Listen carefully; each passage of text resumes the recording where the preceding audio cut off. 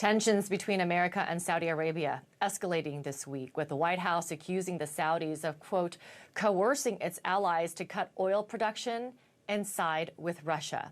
CNN's Natasha Bertrand reports now on the pressure mounting in Congress for the Biden administration to act and the options the president is now considering.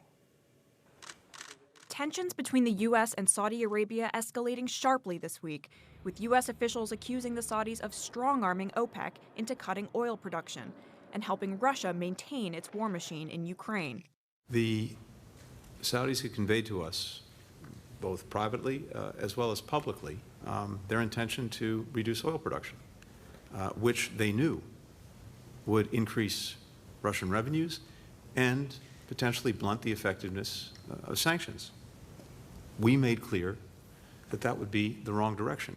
The OPEC Plus decision to cut oil production by as much as 2 million barrels per day has rattled the White House, which now says it is reevaluating its relationship with the Saudis, one of the U.S.'s most important Middle East allies, just months after President Biden traveled to Jeddah in an effort to mend an already faltering relationship. I am in the process when the House and Senate gets back. They're going to have to. There's going to be some consequences for what they've done with Russia. Multiple sources also telling CNN that other OPEC Plus members, including the United Arab Emirates and Iraq, opposed the Saudi-led decision. Those countries have now indicated to the U.S. that they may not move forward with the kind of huge cuts that Saudi Arabia wants, one of the sources said. The Saudis have pushed back against the Biden administration, releasing a rare written statement accusing the U.S. of trying to distort the facts and insisting the decision was based purely on economic considerations. Saudi Arabia is not siding with Russia. Saudi Arabia is taking the side of trying to ensure the stability of the oil markets. As the Biden administration considers how to punish Saudi Arabia, a senior official tells CNN they've been purposefully vague to keep the Saudis guessing. But one option lawmakers are considering is to ban future weapon sales to the country once Congress is back in session.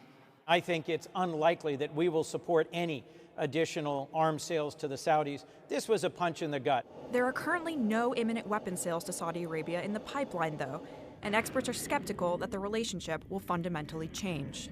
Because of Saudi Arabia's activities in the war in Yemen and the civilian casualties they caused, followed by the murder of Jamal Khashoggi, Congress has become more and more critical and controlling of U.S. foreign military sales to Saudi Arabia. There's very little coercion left that the U.S. can do in trying to control military sales to Saudi Arabia.